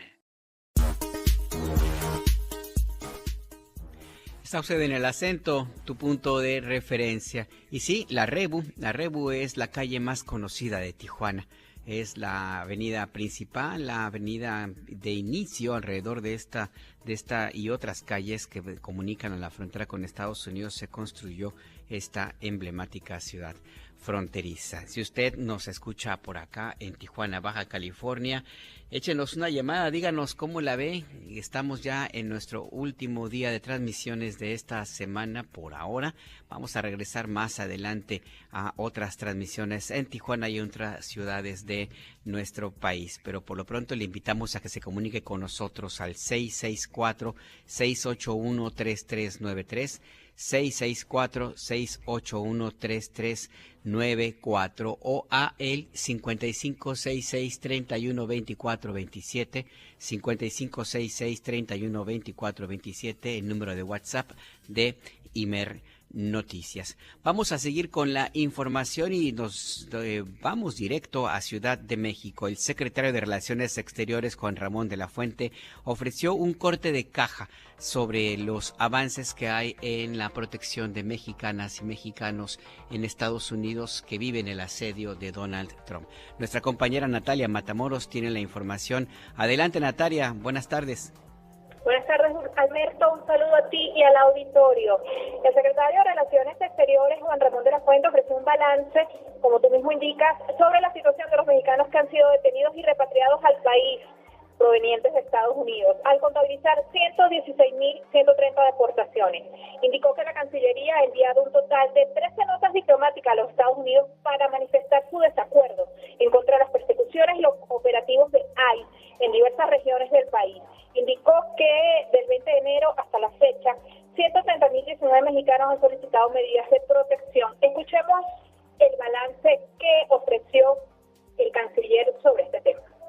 93.153 recibieron asistencia o protección consular, todas las que nos lo han solicitado. En este mismo periodo se han realizado 8.099 visitas a centros de detención migratoria. Estos son actividades cotidianas que de hecho nos muestran que el promedio de visitas que se hace es de 29 al día. Por su parte, Roberto Velasco, jefe de la Unidad para América del Norte de la Secretaría de Relaciones Exteriores, indicó que los operativos de ICE, 2.382 mexicanos han sido detenidos. Indicó que en el caso de los fallecidos bajo custodia de ICE han exigido al gobierno estadounidense que estos casos sean investigados hasta llegar a las últimas consecuencias. Reconoció que estos procesos son un poco lentos porque las investigaciones comprenden varias etapas. Entre tanto, a sus familiares se les ofrece asesoría legal y asistencia para gastos funerarios. Escuchemos el balance que ofreció Roberto Velasco con la cantidad de fallecidos durante estas jornadas, estos operativos. Por otro lado, decirles, y obviamente decirlo con tristeza, con solidaridad con las familias, con indignación, por supuesto, que del 20 de enero a la fecha, 10 personas mexicanas han perdido la vida bajo custodia de ICE o durante operativos migratorios. Tenemos un protocolo a seguir en estos casos que incluye el seguimiento al acompañamiento de la familia, que naturalmente lo hacen fundamentalmente nuestros consulados, se comunican de inmediato con las familias, les ofrecen todo nuestro apoyo. En la conferencia también el secretario de Relaciones Exteriores se refirió a un nuevo modelo de atención consular para la solicitud de trámites en los consulados, el cual contempla la estandarización de los procesos para la atención al público y la capacitación periódica al personal consular para que este programa se lleve a cabo de forma uniforme. Comentarte además, Alberto, que más temprano de la Fuente encabezó el encuentro con motivo a los 80 años de México en la ONU, en el que se realizó la firma del Marco de Cooperación de las Naciones Unidas para el Desarrollo Sostenible en México 2026-2031. En este contexto expresó que este organismo requiere una reforma. Escuchemos lo que dijo. Conmemorar y al mismo tiempo comprometernos con el sistema de Naciones Unidas. Reconocer lo mucho que le debemos y al mismo tiempo expresar sin titubeos, con claridad, lo mucho que requiere una transformación y una reforma, pero no para quedarnos en la crítica por sus limitaciones, sino para empeñarnos comprometidamente y luchar por su transformación. Alberto, aquí la información. La información muy puntual. Gracias, Natalia Matamoros. Feliz tarde. Feliz tarde también para ti. Por cierto que el canciller Juan Ramón de la Fuente habló en la conmemoración del 80º aniversario de la ONU e insistió más bien que Palestina debe ser reconocida como un Estado miembro de Naciones Unidas. También habló sobre reformar a la ONU.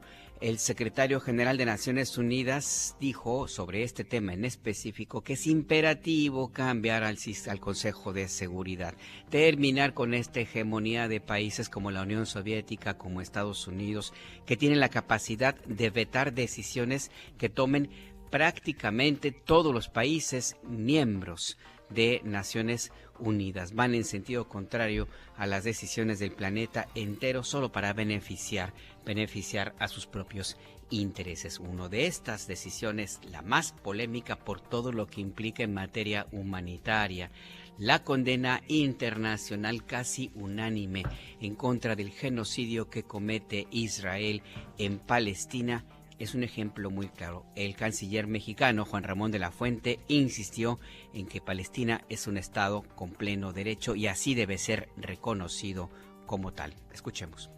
No habrá, en mi opinión, por lo menos en el futuro que yo puedo imaginar, otro espacio que sea capaz de incluir y convocar a tantos y tan diversos países. Y por cierto, hay algunos que todavía están esperando y merecen ser miembros de la ONU con pleno derecho, como es el caso del Estado palestino.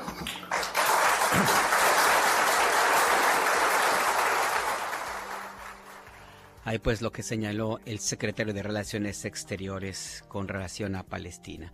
Y en temas también vinculados con Estados Unidos, una encuesta que se dio a conocer por parte de la agencia AP de Associated Press y el Centro de Investigación de Asuntos Públicos de NORC, que revela una caída brutal de la popularidad de Donald Trump en unos cuantos meses, en el respaldo que tuvo en su momento al inicio de su gobierno y antes de parte de la comunidad hispana que vive en Estados Unidos, entre ellos muchos mexicanos que inexplicablemente votaron en favor de Donald Trump.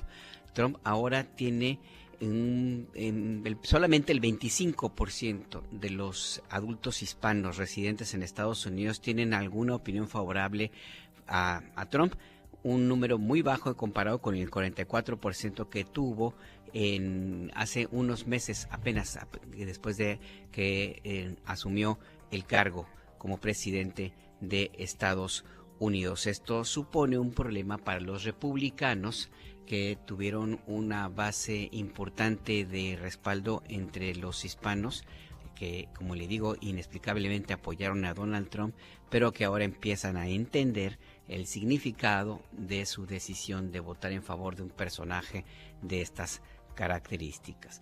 Vamos a regresar a nuestro país. También en la Mañanera del Pueblo, en Palacio Nacional, se presentaron detalles sobre la compra de ventiladores para atender la emergencia sanitaria por la COVID-19, la pandemia de 2020, que causó un grave problema de mortandad en todo el planeta. México tuvo que suplir las deficiencias profundas en su sistema de salud pública, como lo dejó el gobierno de Enrique Peña Nieto y como empezó a devastarlo los gobiernos del Partido Acción Nacional. Y parte de estas carencias tenían que ver con la disponibilidad de equipos para ventilar, para aliviar, para ayudar a respirar a las personas afectadas por la COVID-19. La secretaria Anticorrupción y Buen Gobierno, Raquel Buenrostro, presentó detalles sobre investigaciones que se llevan a cabo al respecto de compras irregulares de estos aparatos y que involucran a la empresa inglesa Viva Enterprises y que no entregó la compra, el abastecimiento de ventiladores a la que se había comprometido, a pesar de que se habían ya pagado $41.4 millones más intereses. Eran cerca de más de 1,000 ventiladores que se compraron a esta empresa para atender la emergencia sanitaria, pero de esos 1,000 solamente entregó 50. La secretaria Anticorrupción dijo que esta empresa inglesa intentó engañar al decir que la mercancía se entregó a través de la empresa Anchor Health, con lo que el gobierno había adquirido ventiladores previamente, pero los que le compró a esta compañía no tenían nada que ver con la operación pactada con Viva, la empresa británica. El despacho de abogados Peters & Peters, que representa a México en el juicio en Reino Unido bajo el delito de engaño, ha dicho que se va a ganar este proceso judicial. Escuchemos. En noviembre concluye el periodo de aportación de pruebas tanto de la parte demandante como de la demandada, y en diciembre se llevarán las audiencias. Y por lo que nosotros tenemos información del despacho, es muy probable que ganemos el juicio, porque la materialidad del engaño se da en la no entrega. Como no hay manera de acreditar la entrega, pues se va a acreditar el engaño, y entonces estamos en ese estatus. Ahí pues lo que señaló la secretaria Anticorrupción. Otro tema vinculado con ventiladores para ayudar a las personas con la COVID-19, es los equipos de la empresa Philips, que obtuvieron un registro sanitario de uso de emergencia ante la gran demanda que había en esos momentos por la pandemia en todo el planeta. Estos ventiladores se utilizaron bajo ciertas condiciones porque no cumplían con todos los requerimientos, pero ante la gran demanda de estos ventiladores se tuvieron que utilizar. Escuchemos a la secretaria Raquel Buenrostro.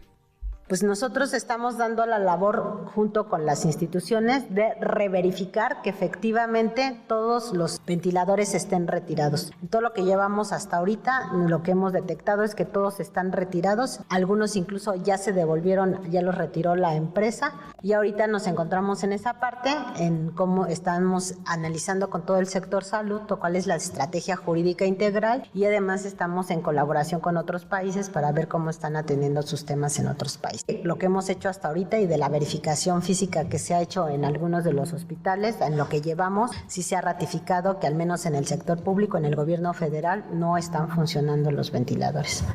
Hay pues este tema de los ventiladores, un asunto que ha causado controversia y que en algunos medios comerciales, medios privados, en la tele privada, en la radio comercial, en periódicos, columnas, pues ha sido usado como un ariete político, a pesar de que la responsabilidad no le corresponde al gobierno de México y que en todo caso se han presentado las demandas judiciales por incumplimiento de contrato que están a punto de desahogarse y los resultados pues son los que se han presentado esta mañana. Y a propósito de estos temas que le hemos presentado, el Fonden y este asunto de los ventiladores, nos llegaron algunos comentarios que agradecemos. Por ejemplo, Omar Alcántar, nuestro radioescucha en Ciudad Juárez.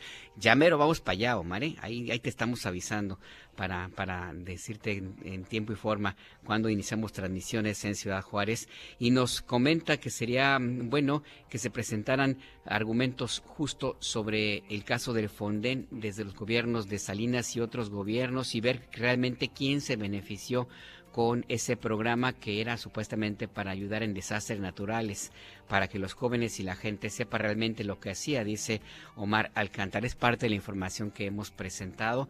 Se dieron a conocer supuestas alertas por ondas de calor que no existieron en el gobierno de Enrique Peña Nieto y que se asignaron recursos importantes de miles de millones de pesos y pues que no se supo qué pasó con ellos, y es parte de las investigaciones. ¿Quién se benefició? Hay algunas pesquisas que hablan sobre empresas que vendían, haga de cuenta que vendían garrafones o que vendían automóviles o lavadoras y que de pronto aparecieron con contratos para surtir cobijas, para surtir alimentos, catres. No tenía nada que ver el modelo comercial de estas empresas, pero como tenían una cercanía con políticos de los gobiernos en turno, recibieron estos contratos que no cumplieron o que entregaron mercancía que no correspondía con el valor por la cual facturaron.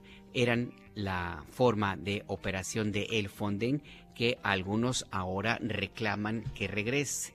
Y básicamente porque inclusive a medios de comunicación que estaban vinculados con estos contratos, también hay que decirlo de esta manera, como informó en su momento el presidente Andrés Manuel López Obrador.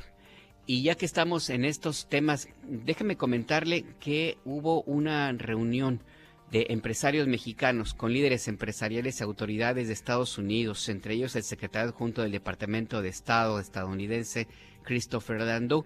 El Consejo Coordinador Empresarial se reunió con este funcionario y hablaron sobre el diálogo binacional.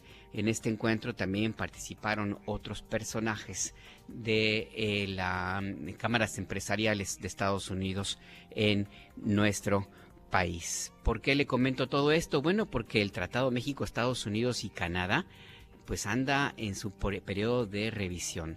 Ya faltan unos meses para que inicien las conversaciones formales. Hay consultas en los tres países.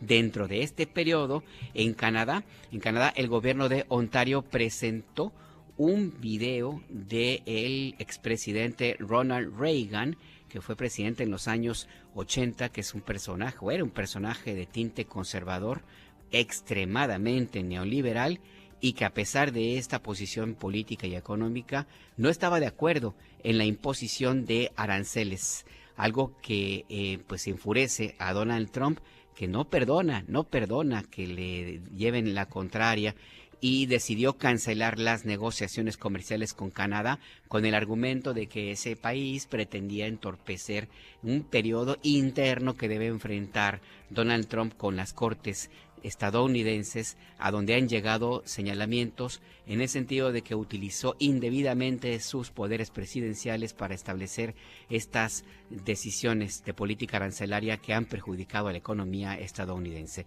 Luis Camarillo nos cuenta. En estas semanas, el primer ministro de Ontario en Canadá, Doug Ford, lanzó una campaña publicitaria enfocada en Estados Unidos para oponerse a las tarifas arancelarias propuestas por el presidente de ese país, Donald Trump. El anuncio de un minuto, auspiciado por uno de los más duros críticos de Trump, usa extractos de un estado de la nación, el equivalente al informe de gobierno de los presidentes mexicanos del entonces presidente estadounidense Ronald Reagan en 1987, donde advertía contra las guerras comerciales y los aranceles generalizados. En el mensaje del republicano y emblema del movimiento conservador estadounidense, decía que los aranceles perjudican a todos los estadounidenses.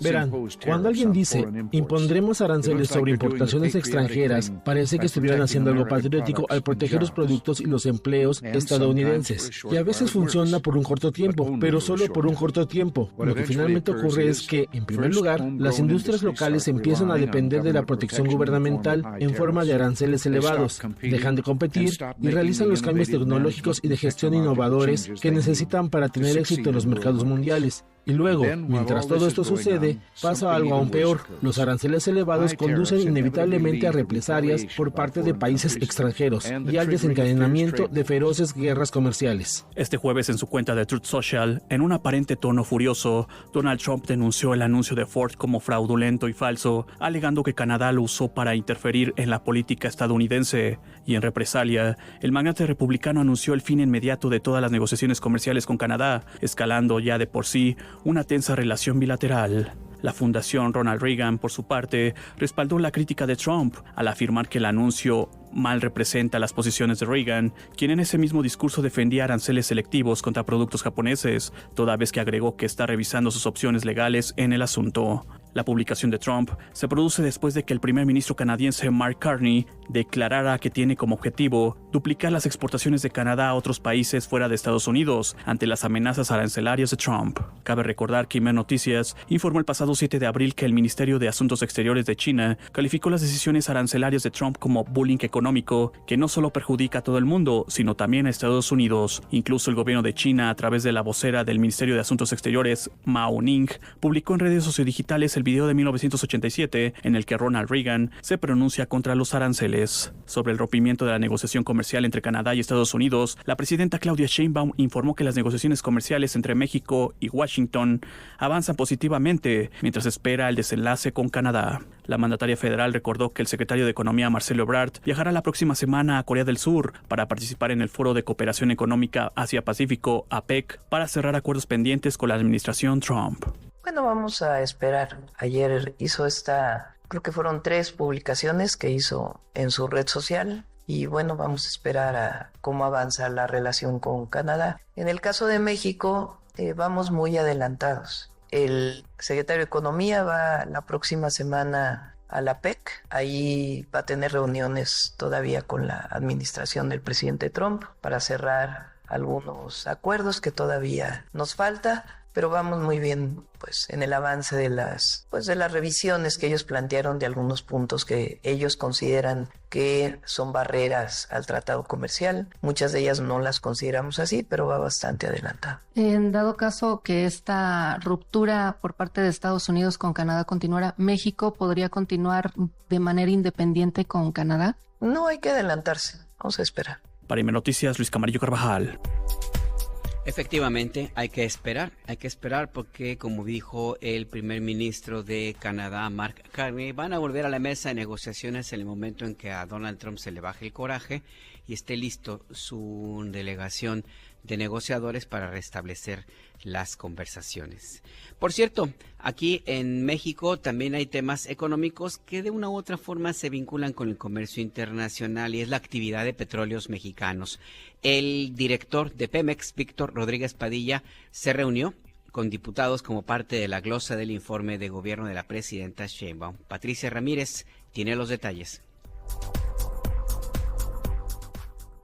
Esta mañana, Víctor Rodríguez Padilla, director general de Petróleos Mexicanos Pemex, se reunió con diputados y diputadas para comparecer con motivo del primer año de gobierno. Durante el encuentro, aseguró que la producción de hidrocarburos se ha estabilizado en 1.645.000 barriles diarios y la de gas alcanza los 3.687 millones de pies cúbicos diarios. De acuerdo con el director de Pemex, el objetivo es seguir el Plan Estratégico 2025-2030 del gobierno federal. Bajo esta nueva visión, se construyó el Plan Estratégico 2025-2035, el cual prioriza el consumo interno y la reactivación de toda la cadena de valor, desde la producción hasta las ventas. Pemex ha intensificado la exploración, aplica técnicas de recuperación mejorada y asistida en campos ya en producción e incorpora nuevos desarrollos. Asimismo, reportó que durante el último año, Pemex concluyó la perforación de 24 pozos, lo que incrementó las reservas en más de 400 millones de barriles de crudo. Por su parte, diputados y diputadas de oposición lo cuestionaron sobre la deuda pública de Pemex, los casos de huachicol fiscal y los impactos ambientales por derrames que se han registrado en el Golfo de México, a lo que respondió. Podemos irnos a la no convencional y ahí tenemos otros 70,000 millones de barriles de petróleo crudo equivalente que pudiéramos explotar con diferentes técnicas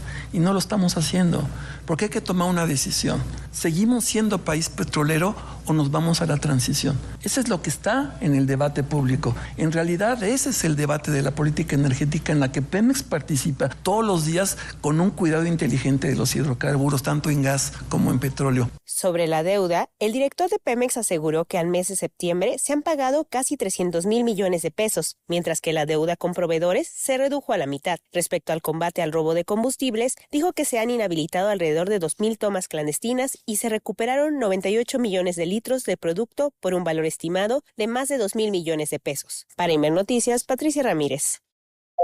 México recibe doble premio de Asturias. México celebra una doble distinción en los premios Princesa de Asturias 2025. La fotógrafa Graciela Iturbide es reconocida con el Premio de las Artes y el Museo Nacional de Antropología recibe el Premio de la Concordia. Los detalles con Laura Velarde. México brilló en Oviedo durante los premios Princesa de Asturias 2025 al recibir una doble distinción histórica. La fotógrafa Graciela Iturbide fue reconocida con el Premio de las Artes, mientras que el Museo Nacional de Antropología obtuvo el Premio de la Concordia por su labor como guardián del legado prehispánico y la identidad mexicana. Durante su discurso, la princesa Leonor de Borbón, heredera al trono de España, subrayó la profunda huella cultural de México. Hoy México está muy presente en este teatro Campo Amor. Precisamente, querida Graciela, no dejo de mirar su foto de esa indígena zapoteca con las iguanas en la cabeza. Es usted una fotógrafa sin prisa, un artista que ha plasmado la fuerza de las mujeres. Ojalá que los jóvenes de mi generación se detengan sin prisa a mirar sus fotografías. Por su parte, la fotógrafa Graciela Iturbide, ícono del arte latinoamericano y autora de imágenes emblemáticas como Nuestra Señora de las Iguanas, dedicó su agradecimiento a la libertad artística. Por fortuna, el arte fotográfico no conoce fronteras, no tiene pasaporte ni necesita visas. Por más que algunos hombres poderosos pretendan limitar el libre tránsito entre los países y coartar la libertad de pensar y de crear. La princesa Leonor se dirigió a Antonio Saborit, director del Museo Nacional de Antropología, y a Madeleine Bremont, presidenta del patronato del museo, quienes recibieron el galardón y reconoció la labor del recinto como un pilar de la memoria y del orgullo cultural de México. Reconocemos hoy aquí la importancia de su institución, que cuida, exhibe, conserva y difunde el legado prehispánico y la cultura indígena de México. Acabáis de celebrar vuestro 60 aniversario, aunque vuestros orígenes se remonten a hace 200 años, y proyectáis con vigor la fuerza de un pueblo que se mira a sí mismo con orgullo y que muestra al mundo su generosidad para compartir vuestra gran historia en un ejercicio de concordia. Ambos premios consolidan a México como referente de la cultura iberoamericana. Iturbide, con su mirada poética, y el INAH, con su compromiso con la memoria, representan dos rostros de un mismo legado, el arte y la historia al servicio de la humanidad. Para Imer Noticias, Laura Velarde. Ahí pues la ceremonia en Oviedo, España, donde se entregaron los premios Princesa de Asturias 2025. Regresamos a Ciudad de México, ya en la recta final del acento, tu punto de referencia. Le informamos que la jefa de gobierno, Clara Brugada, anunció que en lo que resta del año, su gobierno, la administración capitalina, va a cumplir con la meta de entregar 30,000 viviendas, 30,000 acciones de vivienda en Ciudad de México. El reporte con Guadalupe Franco. Adelante, Guadalupe, buenas tardes. ¿Qué tal, Alberto Auditorio? Muy buenas tardes. La jefa de gobierno de la Ciudad de México, Clara Brugada, anunció este viernes la entrega de más de 6,000 viviendas en los próximos meses, con lo que se alcanzará la meta de entregar este año 30,000 hogares. Al hacer la entrega de 40 departamentos en la colonia Santa Isabel Tola, en la alcaldía Gustavo Amadero, la jefa de gobierno refrendó el compromiso de su administración para entregar 200,000 acciones de vivienda en la capital del país. Así lo dijo. Y además, nos comprometimos a llevar a cabo durante los 6 años 200,000 acciones de vivienda. Es decir, que estemos a ese déficit de vivienda que hay en la ciudad. Este año, pues ya se van a entregar en total 30,000 acciones de vivienda entre mejoramiento de vivienda y acciones de vivienda nueva.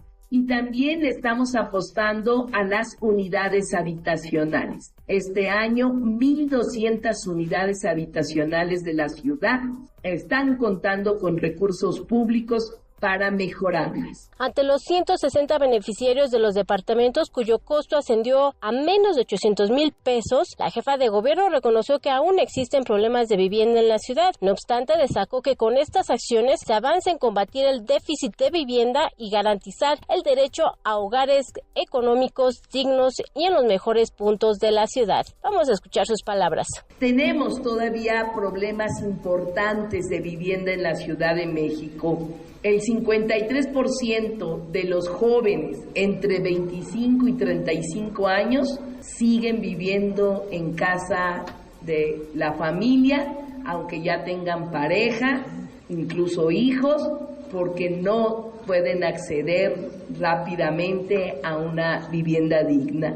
Y luego tenemos que la población con menos recursos gasta más de 50% de su ingreso en pagar renta.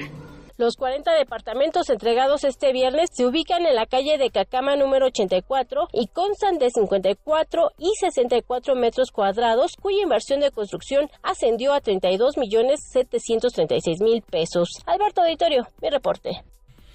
Gracias a nuestra compañera Guadalupe Franco por esta información. Ya para despedirnos, le comento que el Departamento del Tesoro de Estados Unidos incluyó en su lista OFAC al presidente de Colombia, Gustavo Petro. Lo acusa de tener un papel importante en el tráfico mundial de drogas. El secretario del Tesoro, Scott Bessent, dijo que desde que Petro llegó al poder, la producción de cocaína en Colombia se ha disparado a su nivel más alto en décadas, lo cual es absolutamente falso, como han demostrado las estadísticas de Naciones Unidas, del gobierno de Colombia e inclusive de la DEA, por cierto, que también lo ha señalado. La sanción se extiende a la familia del presidente Gustavo Petro y al mismo tiempo el Departamento de Guerra de Estados Unidos envió al Mar Caribe el portaaviones USS Gerald Ford. Es el mayor de la flota estadounidense en medio de la tensión que existe con Venezuela y Colombia por la decisión de Donald Trump de asesinar, así lo ha dicho, que va a asesinar a todas las personas que él considere que sean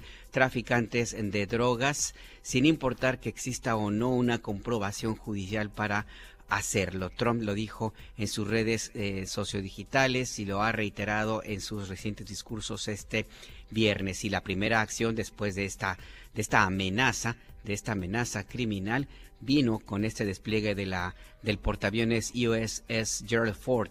El secretario de Guerra de Estados Unidos, Pete Hegseth, dijo que este portaaviones es en apoyo a la directiva de Trump de desmantelar a organizaciones criminales transnacionales, según un comunicado de el Pentágono. Ahí pues lo que sucede en Estados Unidos con Donald Trump y su decisión de atacar a los gobiernos progresistas de América Latina. En algún momento llegará el punto en el que estas declaraciones criminales de Donald Trump sean utilizadas en el eventual juicio en su contra en la Corte Internacional de Justicia de La Haya y en la Corte Penal Internacional y en la Corte Internacional de Justicia, porque ese es el destino que tendrá este personaje. Ya nos vamos. Queremos agradecer a todo el equipo de Fusión 102.5 de FM en Tijuana, Baja California, Yesenia Larios en la operación, el ingeniero Juan José Velasco, la gerenta de la estación Alejandra García. En Ciudad de México, el máster en el 4º piso de la Torre de Radiodifusoras del Instituto Mexicano de la Radio, al equipo del Departamento de Ingeniería, la Dirección de Ingeniería. Muchas gracias, ingenieros, a mis compañeros de Imer Noticias que han estado muy puntuales en la redacción en Ciudad de México. Gracias a el Centro Cultural de Tijuana, que nos dio hospedaje esta mañana en esta nuestra última jornada de transmisiones desde Tijuana, Baja California. Muchas gracias a nuestra subdirectora de Imer Noticias, Adriana Aceves, a nuestra jefa de redacción, Adriana Estela Flores, pero sobre todo a usted por el favor de su compañía, de su escucha, de su acompañamiento, de su paciencia y de su confianza. Hasta pronto.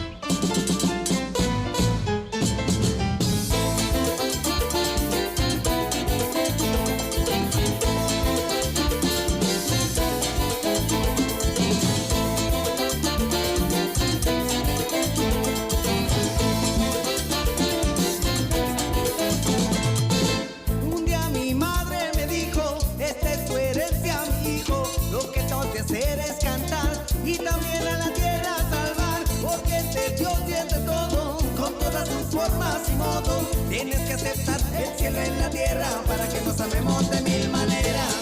Como un bebé, pa' que la cuide como un bebé, pa' que la cuide como un bebé, pa' que la cuide como un bebé, pa' que la cuide como un bebé, pa' que la cuide como un bebé, pa' que la cuides porque es mi tierra y si siembro en ella quiero ver crecer. Un día mi abuela me dijo salte a caminar para que veas cómo hice yo, como hizo tu madre. Dios es de todo, con todas sus formas y modos. Tiene que aceptar el cielo en la tierra para que nos amemos de mil maneras. Como un bebé, pa' que la cuides como un bebé, pa' que la cuides como un bebé, pa' que la cuides como un bebé, pa' que la cuides como un bebé. El acento, con Alberto Nájar. Desde Tijuana, Baja California, la puerta de América Latina. Una producción de Imer Noticias.